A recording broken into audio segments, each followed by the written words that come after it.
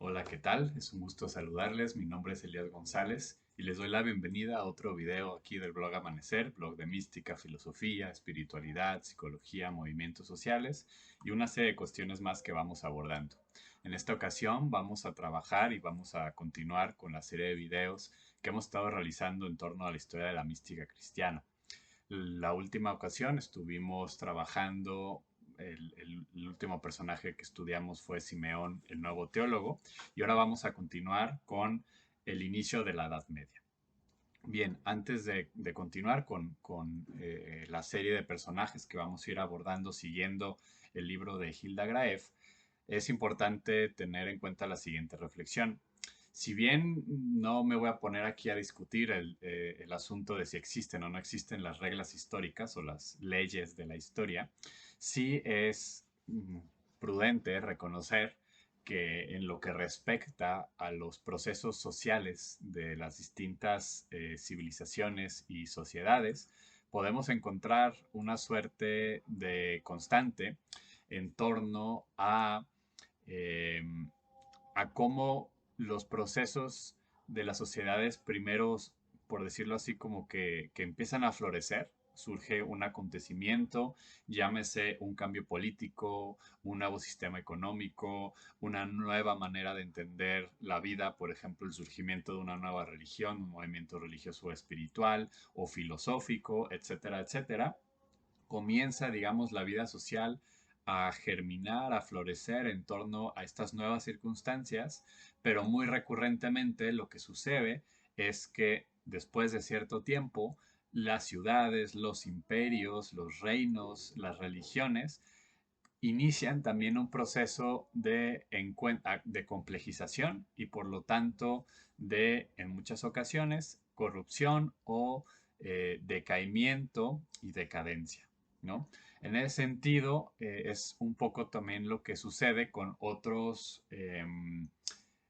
esferas de la vida, en este caso la vida mística, ¿no? Y particularmente en el cristianismo podemos ver eso de alguna manera, ¿no? Al terminar el Imperio Romano, que es un gran ejemplo de lo que estamos diciendo, ¿no? Surge el Imperio Romano en tiempos de la República, después el Imperio, cómo comienza a complejizarse. Para tiempos del cristianismo ya está viviendo también un proceso de los primeros años o de los primeros emperadores, por decirlo así, pero después de algunos siglos el imperio comienza a decaer, comienza a chocar con sus propias contradicciones. La ciudad de Roma, la ciudad eterna, comienza más bien a convertirse en una suerte de hervidero de corrupción y cuestiones por el estilo, hasta que finalmente pues cae por muchas razones que aquí no vamos a explorar. Desde las invasiones de grupos provenientes más allá de las fronteras del imperio, hasta por contradicciones internas, repito, corrupción, decadencia moral, etcétera. Comienza entonces el imperio a decaer y también la vida mística, de alguna manera, por lo menos tenemos menos referencias, ¿no? Comienza una nueva época, la cual se ha llamado Edad Media, que eso también es bastante problemático porque pues ya, digamos, la propia palabra Edad Media o muchas veces llamada Edad Obscura refiere a lo que está entre la época clásica, de lo llamado clásico, el mundo greco-latino, y la Ilustración. Y entonces la Edad Media es como esa cuestión de paréntesis intermedio, que fue una época de decadencia, de teocentrismos, de oscurantismos, y digamos, la Ilustración vino a recuperar la sabiduría grecolatina y a volver a poner en primer lugar la razón frente a esa Edad Media oscurantista que solamente pensaba en términos teológicos y religiosos. Bien, sabemos que eso es parte de la ideología moderna, de la lectura de la historia que tiene la modernidad cuando se inventa a sí misma y relee la historia en términos que le conviene para justificarse a sí misma. Pero bueno, es el término con el que entendemos esta época, ¿no? La Edad Media, pero hay que entonces reconocer que el término está cargado ideológicamente, pero sí es verdad que la caída del Imperio Romano pues vino a representar una serie de modificaciones tanto a nivel económico, político y religioso. Comienza a haber digamos, una evangelización de Europa en un sentido más amplio y Sin embargo, pues son algunos siglos en donde, por lo menos, repito, no tenemos mucho santo y seña de místicos y místicas. Lo que sí tenemos es, digamos, el surgimiento, ¿no? De los primeros monasterios en Occidente. Ya veíamos, aquí ya estamos básicamente yéndonos hacia el occidente, hacia el cristianismo occidental. El cristianismo oriental implicaría otro análisis en sí mismo, pero de cierta manera mantuvo como esta raíz patrística, esta sensibilidad hacia la teología ortodoxa, ¿no? Propia de los iconos, propia de los padres del desierto. En Occidente la cuestión va cambiando, ¿no? Veíamos cómo algunos místicos van a traer la experiencia del monacato oriental de Egipto, de Siria, de todos estos lugares hacia Occidente, y cómo ya en Occidente va a haber una serie de eh, apropiación hacia su propia sensibilidad.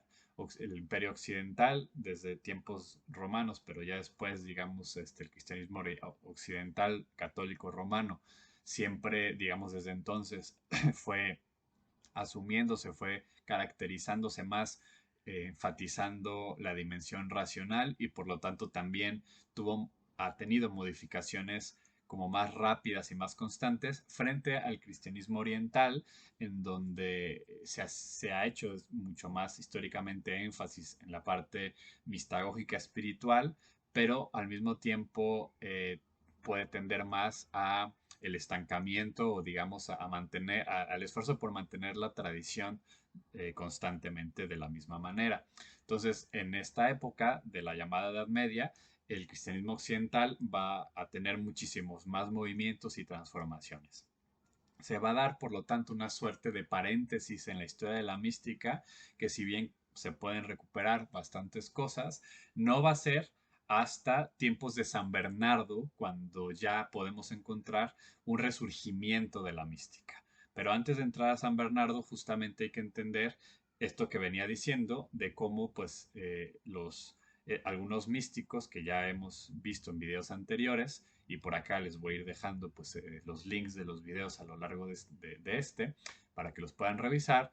Eh, por ejemplo, aquí tenemos que recuperar a San Benito, ¿no? San Benito, que va a ser casi casi el padre del monacato en Occidente, porque va a ser el que va a instalar una regla de vida que básicamente pues todos los monasterios de la época durante varios siglos va a ser lo que van a seguir. Va a crear todo el movimiento de la espiritualidad benedictina, que se va a subdividir ya en distintas congregaciones o órdenes, que se subdividen, por ejemplo, entre los benedictinos, cistercienses, trapenses. Va a surgir también la espiritualidad de los cartujos, etcétera, etcétera. Todo esto antes del surgimiento de las órdenes mendicantes, eh, franciscanos y dominicos principalmente, pero también la época en que aparecen los carmelitas, que va a ser importantísimo ya después en el siglo XVI español con Teresa y Juan, ¿no? Que llegaremos en su momento. Pero ahora, pues cabe subrayar la espiritualidad, sobre todo benedictina, que va caminando de San Benito hasta llegar a San Bernardo, ¿no? San Bernardo de Claraval, que va a ser el primero que vamos a hablar el día de hoy. Estamos hablando que él vive aproximadamente del año 1090 a 1153. Y esta época, justamente el siglo XI y XII, es lo que algunos estudiosos le van a llamar como la propuesta de la civilización del amor. Entonces, recuperando un poco lo que decíamos antes, de que los procesos históricos parecen tender del surgimiento, o sea, cuando cae el Imperio Romano, surge lo que se le va a llamar la cristiandad, ¿no? En Europa Occidental. Bueno, la cristiandad implica también Oriente, ¿no? Pero, digamos, hablando del cristianismo occidental, va a comenzar apenas a partir de la caída, va a comenzar a florecer una nueva propuesta, ¿no? Que no va a llegar a su clímax, sino hasta el siglo XI y XII. A lo que comienza a forjarse a partir de los monasterios benedictinos, ¿no? Es decir, de San Benito, en su diversidad, ¿no? Benedictinos, trapenses, cistercienses, etcétera, y sus diálogos, por ejemplo, con las beguinas, los vegardos, ¿no? Que en su momento también vamos a revisar. eh, Comienza a formarse en la Europa occidental un cristianismo muy centrado en el amor, en la mística de la solidaridad, en la experiencia de la interioridad también. Y social y económicamente los monasterios van a comenzar a jugar un papel fundamental y se va a ir creando, repito, lo que algunos le han llamado la civilización del amor, que lamentablemente no va a ser la que va a predominar, porque como siempre en todos los procesos históricos va a haber vertientes o facciones divergentes, ¿no? O digamos distintas maneras de comprender, en este caso, el cristianismo y la civilización del amor, representada sobre todo ya en este momento por San Bernardo y algunos de los místicos que vamos a estudiar en este momento, no va a ser la que va a reinar, sino que comienza a surgir también en este tiempo más la escolástica, y la escolástica va a tender a interpretaciones mucho más racionalistas de la mística y en general del cristianismo, y la civilización del amor va a comenzar a decaer. Por eso la Edad Media, ¿no? va a empezar a decaer cuando la civilización del amor no logra implantarse como la propuesta que va a tomarse en cuenta sobre todos. Es decir, la civilización del amor no va a ser la propuesta elegida, y no es que sea elegida, digamos, como elegimos el sabor de la nieve cuando vamos a una nevería, ¿no? No va por ahí, no es como que se sentaron a elegir, sino que los procesos sociales, económicos, políticos, eclesiales, van a irse decantando por otro tipo de propuestas, otro tipo de nociones de entender la lectura bíblica, la vida social, la vida de comunidad, la caridad, la mística, etcétera. Y no va a ser esta propuesta de San Bernardo y de los benedictinos cistercienses la que va a predominar, sino que va a ser interpretaciones más legalistas, racionalistas, papistas, etcétera, de la religión cristiana católica. Y por lo tanto, la civilización del amor, que empezaba a llegar a su culmen y que si se hubiera seguido, digamos, hubiera sido otra historia, se deja a un lado, se rechaza, incluso se condena cuando se comienzan a condenar sobre todo pues a los místicos y místicas, a las beguinas, al maestro Eckhart, a todos ellos que vamos a ir viendo en su momento. Y entonces el siglo XII es tanto la caída o digamos el rechazo de la civilización del amor, y pasa a iniciar la, digamos, la alta edad media, que comienza también a ser su decaída. De cierta manera, algunos podrían pensar que es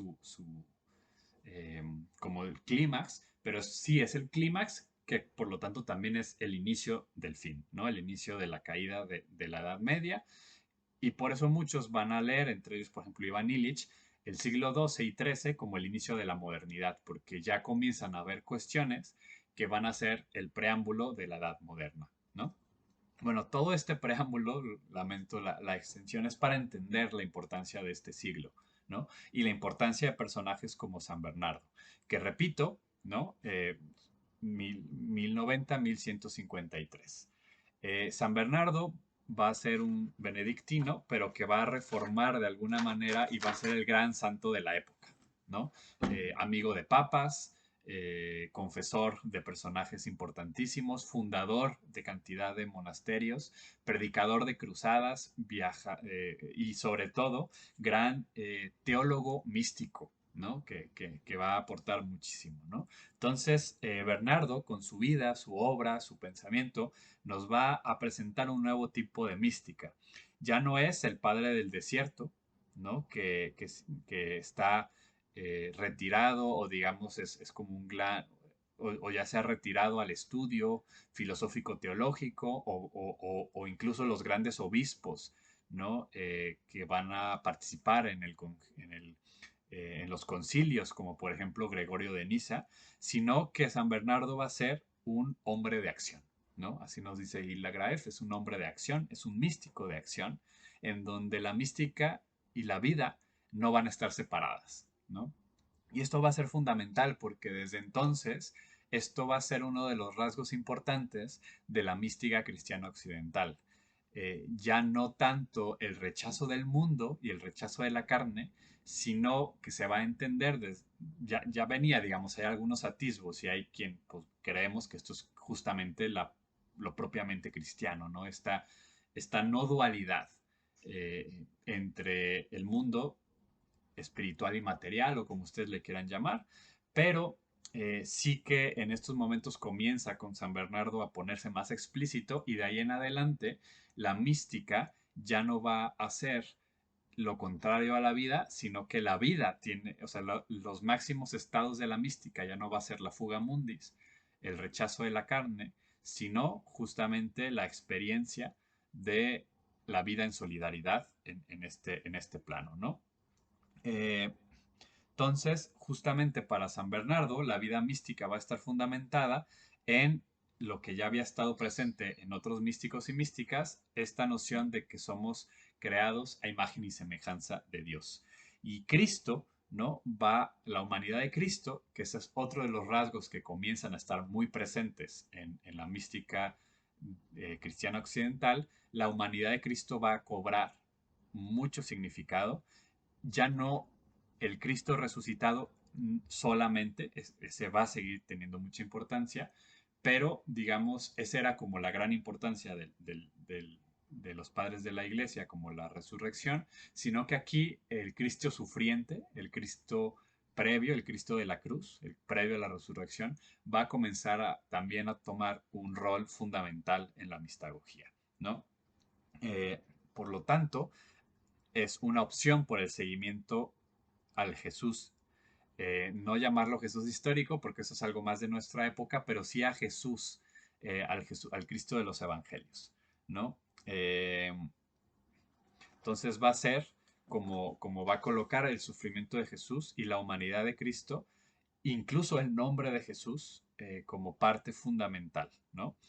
Y San Bernardo va a hablar, bueno, además de su devoción por la humanidad de Cristo, va a dividir la vida mística en tres, ¿no? Que ya venía, ¿no? La vida vía purgativa, vía iluminativa y vía unitiva. Él también pues va a hablar de esta triple división, pero de una manera un poco original, o sea, o bastante original, por decirlo así, que va a hablar de los tres besos, ¿no? El primer beso es en el pie, y que tiene que ver con la vida penitente.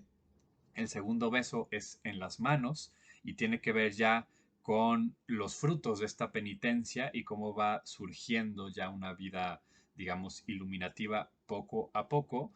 Y el tercer beso, que es en la boca, ya es la unión, ¿no? La unión, y que ahí, por lo tanto, también tiene esta connotación de el matrimonio espiritual, que va a ser otro de los grandes rasgos de los místicos posteriores, y la mística se va a entender sobre todo como una unión de voluntades o comunión de voluntades, una conformidad en la vida de la caridad, ¿no? Que era lo que les decía, ya no se va a entender el culmen de la mística como una suerte de unión, de fusiones, de cuestiones por el estilo a nivel de las esencias, sino que se da en el ámbito del amor, en el ámbito de las voluntades de la persona y de Dios, que se llegan a armonizar tanto que el actuar de la persona es el actuar mismo de Dios, actúa de manera divina, por decirlo de esa manera, según la voluntad de Dios, del corazón de Dios.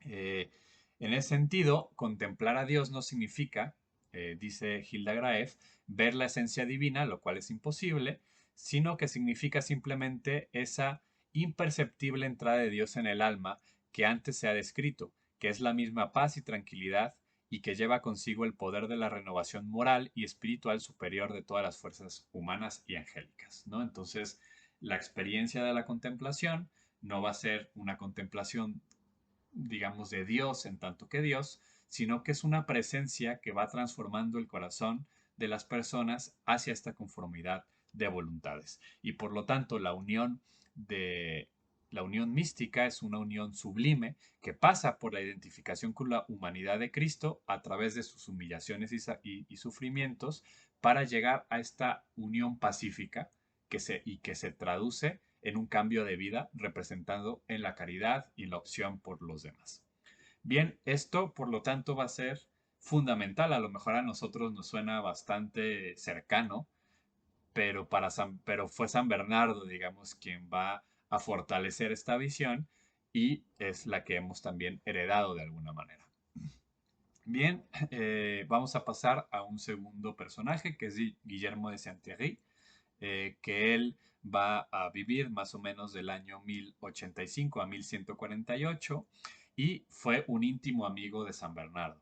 A diferencia de Bernardo, quien, repito, va a encarnar un nuevo modelo de místico, ¿no? Que ya no es necesariamente el martirio, como lo vimos en su momento, que ya no es necesariamente la virginidad, que ya no es necesariamente los teólogos o padres del desierto, sino este hombre de acción que va a dar la vida entregándosela a los demás constantemente desde la vida espiritual.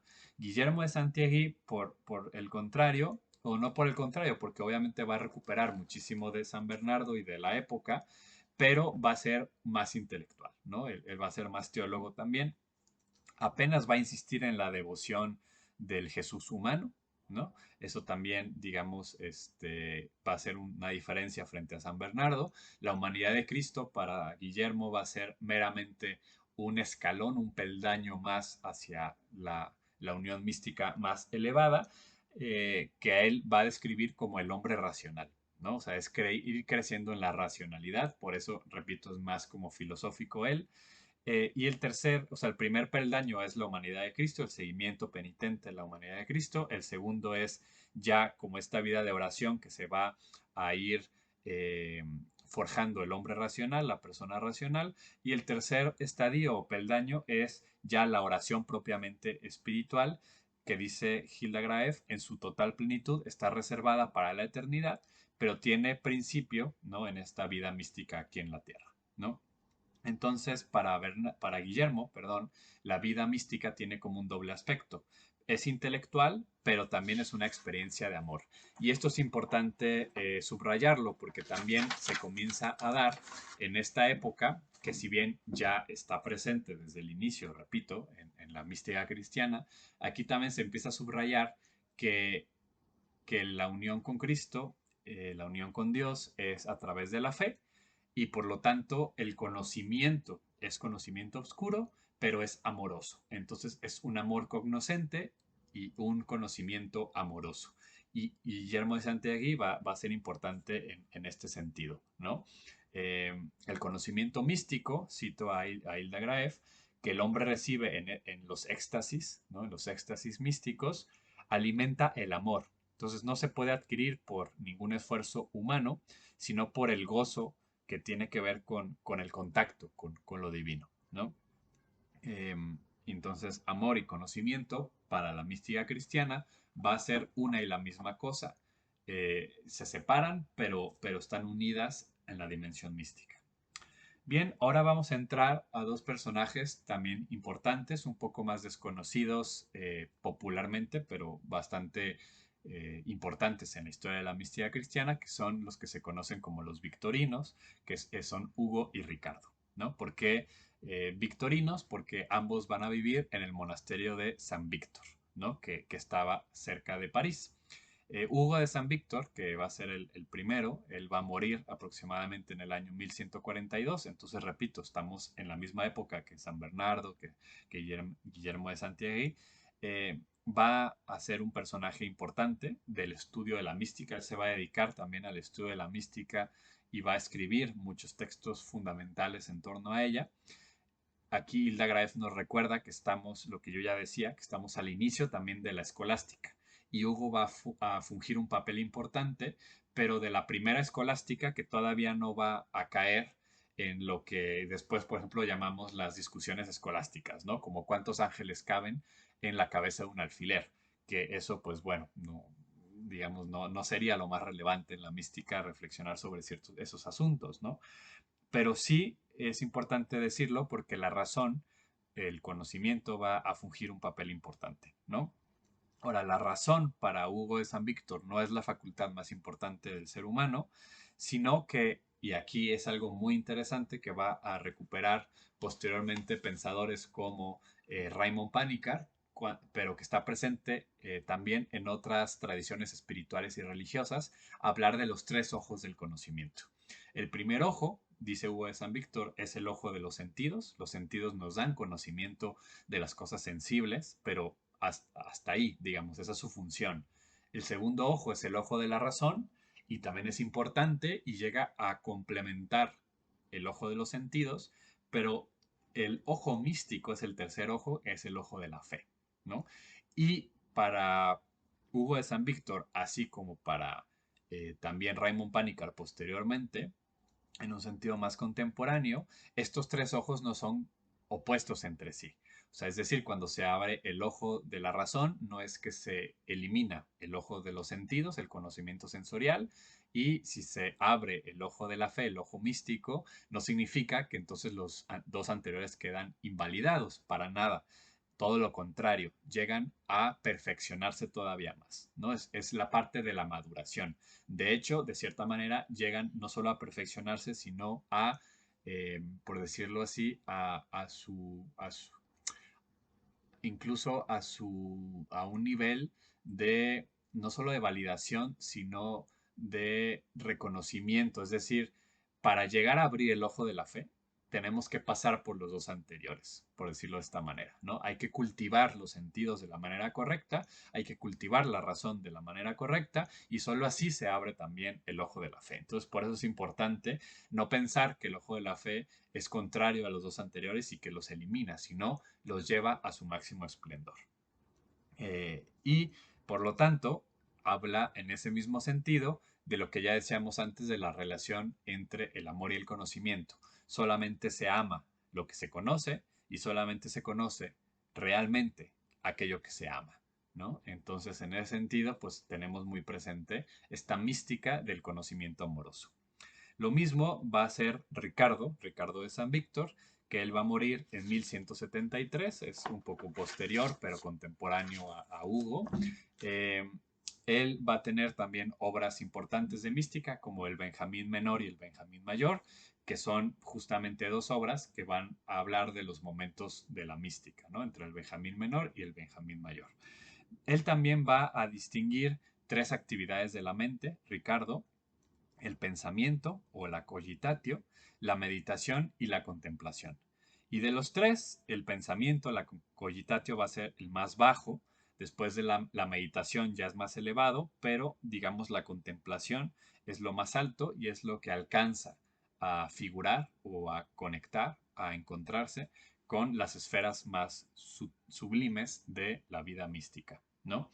Eh, esta contemplación pues es entrar al propio corazón para encontrar allí este maná escondido en la propia vida interior de la persona, ¿no? Sí, en este sentido, Ricardo parece ser un poco en la línea de San Agustín, un místico más de la luz, porque él sí va a entender la contemplación como ver la verdad en su pureza sin velos, ¿no? Es decir, no tanto esta mística de la oscuridad, sino aquella que comprende la verdad directamente ya sin ningún velo. Va también Ricardo a hacer todo un análisis de los fenómenos místicos como los éxtasis, etcétera. Pero aquí lo importante es, digamos, o sea, algo que parece interesante en Hugo de San Víctor, es cuando dice o cuando invita a que la mística no se desentienda de la tradición y de las escrituras, y lo hace de una manera pues muy interesante, ¿no? Dice, y recuperando pues la experiencia de la transfiguración, ¿no? De Jesús en el monte Tabor, cuando aparecen Moisés y Elías. Entonces ahí lo dice de una manera interesante, dice que si en la experiencia mística, es decir, ver al Jesús transfigurado, no están presentes ni Moisés ni Elías, aguas con esa experiencia mística. Es decir, si tu experiencia mística contradice la enseñanza de todo el pueblo cristiano, o sea, porque a veces, o sea, aquí hay que entenderlo bien. Muchos podían evaluar esto como una suerte de, como de contención o de manipulación de la experiencia que se tiene que concordar necesariamente y obligatoriamente con lo que dice la Biblia y con lo que dice la iglesia, ¿no? Y si lo que dice la iglesia difiere de tu experiencia, por lo tanto tú estás mal y la iglesia siempre está bien. No va tanto por ahí, sino que es como este esfuerzo de reconocer que la experiencia mística, si bien es siempre personal y por lo tanto intransferible, secreta en el interior de la persona, también es una experiencia colectiva e interpersonal, en tanto que acontece siempre en una comunidad, en un lenguaje, en una tradición, y que si tu experiencia va en contra de lo que tu comunidad durante todo el tiempo ha experimentado, pues duda, porque probablemente no sea de Dios y sea a lo mejor una manifestación de tu ego. Eso no significa que haya novedades. De hecho, pero de hecho las novedades en la mística siempre es un volver a las fuentes, a lo más esencial, a lo más importante, y no el rechazo a toda la tradición, porque la tradición también te conforma a ti. Entonces, esta noción de que puedes tirar por la borda la tradición, la enseñanza de todo el pueblo, no solamente de la jerarquía, sino del discernimiento comunitario, no de la iglesia como institución, sino de la eclesia como pueblo, como comunidad. Si tú crees que la puedes tirar por la borda, y entonces es muy probable que surjan nociones como yo soy más importante, esta experiencia no la ha tenido nadie, yo soy el único que la percibe, todos los demás están mal. Es un riesgo, pues justamente ya de falta de humildad, de autoengaño, de soberbia, etcétera, ¿no? Entonces, por eso Ricardo nos invita que si experimentas al Jesús transfigurado y no está Moisés ni Elías, es decir, la tradición, la enseñanza, todo el proceso de miles y de millones de personas que en tantos siglos han vivido la mística, eh, pues ojo, ¿no? Ten cuidado, disciérnelo bien, ¿no? Y esto se me hace a mí como muy importante, ¿no? Ricardo, otro rasgo interesante a recuperar es cómo él divide la vida del amor en 4 grados. Eh, y en ese sentido, digamos, más allá, recogimiento, contemplación y éxtasis, existe un 4 grado que sería ya cuando el alma ha alcanzado a Dios a las alturas, ¿no? Bien, pues con esto cerramos este video sobre algunos de los personajes importantes de la mística occidental al inicio de la Edad Media. En el libro de Hilda Graeff, en este mismo capítulo aparece una mística de las mujeres, pero para mí es importante darle como pues un énfasis fundamental y dedicarle un video particular a estas místicas y a la reflexión de la mística femenina, y por lo tanto lo voy a abordar en un video aparte. Entonces, por lo pronto lo voy a dejar aquí. Ya vimos a San Bernardo, a Guillermo de Saint-Thierry y también a los victorinos, Hugo y Ricardo. Creo que es suficiente por un video. También vimos pues toda la reflexión en torno a la civilización del amor y lo que eso ha significado en el sentido pues de la espiritualidad y la civilización occidental. Y bueno, pues por aquí dejamos esto. Espero que les haya gustado este video. Les invito a que le den like, a que lo compartan y sobre todo que se suscriban aquí al blog Amanecer. Mi nombre es Elías González. Nos vemos pronto y seguimos en contacto.